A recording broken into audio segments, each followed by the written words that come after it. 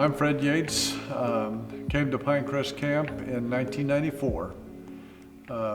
Was the director of the camp for 23 years, which time I retired, and my son, David, took over the reins.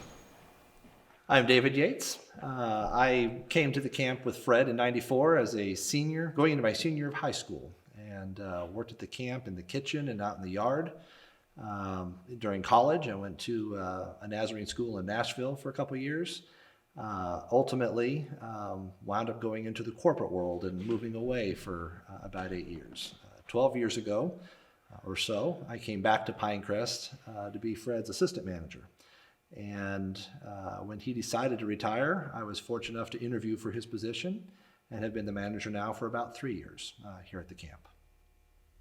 So at Pinecrest, with our ministry, we strive to provide an atmosphere for our guests, for the Holy Spirit to do His work.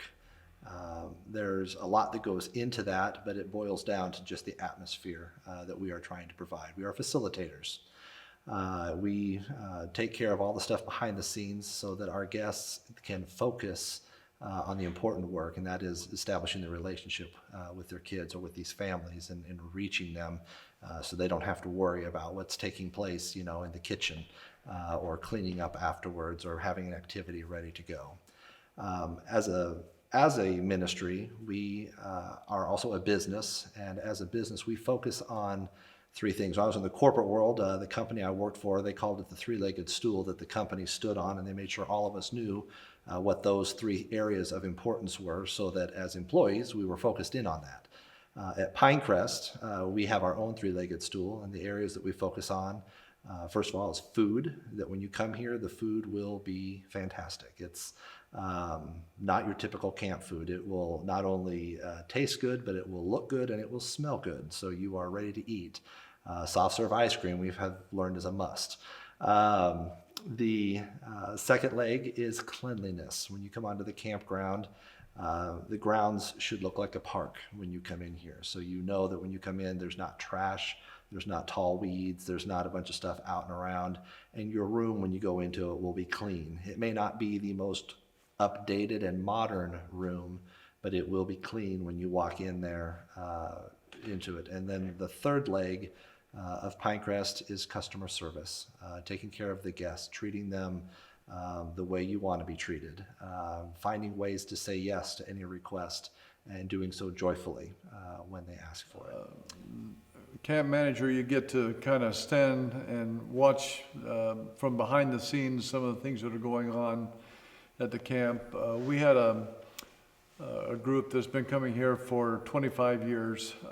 They started out their camp at the bonfire, telling the kids what they can expect for the week. And then at the end of the week, they have another bonfire, and that gives the kids a chance to share their testimony and what the camp had meant to them that week. And hearing those testimonies was probably one of the highlights of my job, being able just to sit back and listen as they shared how they come to know Christ during that week and what some of the high points were for them for the week. So I'd have to say that was some of the greatest moments. We can house, in the summertime, we regularly house 550 for a summer camp with kids. Teenagers. Pinecrest has got dorm housing, private cabins, and motel-style rooms. We even have a couple of what I'd call like a standard house. It's got a kitchen and living room type area set up. For a family camp, what would you say for families? We can probably house comfortably about 300 in a family camp. We also have an RV park that will handle up to 33 RVs. All equipped with water, sewer, and 50 amp hookups, so that the newer units would require the higher amperage for their air conditioning and whatnot. We can accommodate that. At the top of the RV park, we have a bathhouse with 2 bathrooms, a walk-in shower on one side, tub and a shower on the other side, washers and dryers that are available for the RVers. the bones of the campground. It is a 300-acre camp. We border about 1,000 acres from Mark Twain. He's a great neighbor to have because he lets you walk on his property and he never intrudes on you. We've got all kinds of activities. We have a 5-acre pond with boats. We always have some kind of activity, whether it be an inflatable slide or a blob. We change that up every so often. A swim area. They're stocked with fish. We encourage people to go out and go fishing. And we have an indoor pool that is heated with firewood. So even in the wintertime, we can swim in 83, 84 degree water, which feels fantastic when it's 30 degrees outside. We have a ball field area with sand volleyball, an area to do archery, softball, big grass area that is used for any number of different activities. We do have a pistol range that we allow. It's got a covered awning above it and cement to stand on, so it's clean. With an earthen berm, we allow pretty well any gun under 50 caliber, unless it's a black powder. Those are okay, but we'll let as long as it's being all safety factors have been covered. We allow folks to go down there and shoot. We do have a couple camps that do teach kids how to shoot .22s while they're here down there. We have an archery area as well.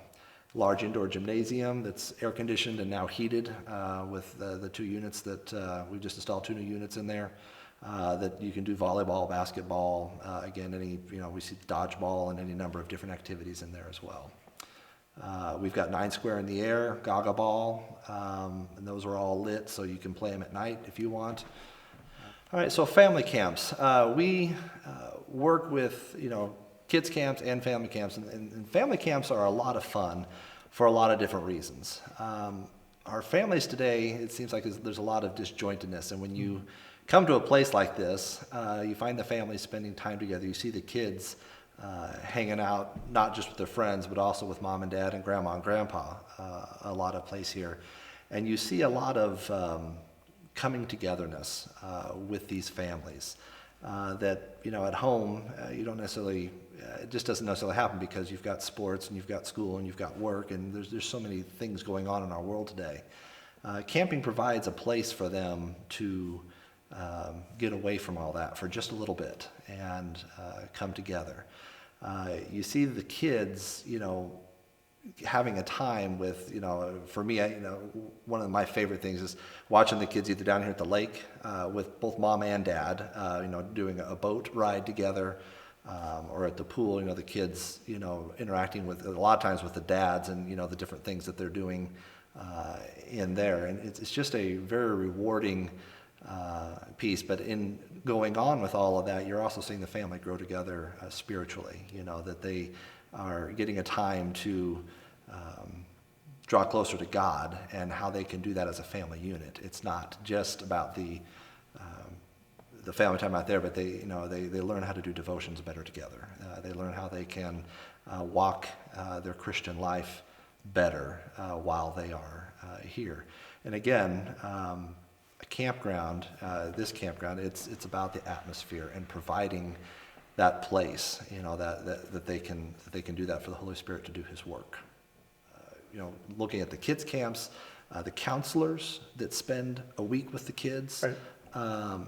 Doing that, the relationships that they build with them, that they have now won a spot in that kid's life to be a voice, of wisdom and encouragement, when they go home. And these kids, we have no idea the stuff that some of these kids are dealing with in our world today. They deal with a lot of things that kids really shouldn't be having to, deal with or even know about. And when they come here, they get a chance to leave that behind, but they also have a chance to win a new friend and a Christian mentor in their lives to help them when they do go back home and they do go back to reality. Because that is, you're here for a short period of time and relative, to the entire year. But they take what they get here and it does impact them. And we've gotten the opportunity to see some of these kids, as Fred was just discussing, from when they're young, you know, and they become adults and they come and they share their stories of, you know, I was going through some horrific stuff, but because of my time at camp, my counselor that, you know, I really didn't know before getting here, but, you know, through that time, you know, they were able to help me through some very difficult days. And that's also, you know, what gets you going, you know, around here, you know, why do you do what you do? You know, getting to see lives change that way, that's a big part of it. And it all started right here at Pinecrest. Then they came back years later as missionaries to the camp for that week, for the same camp that they grew up in. And I got to see all of that because I've been here for a number of years, and that's again one of the payoffs of being here for a long time, staying with it. And God gives you those little moments that you get to see what's going on.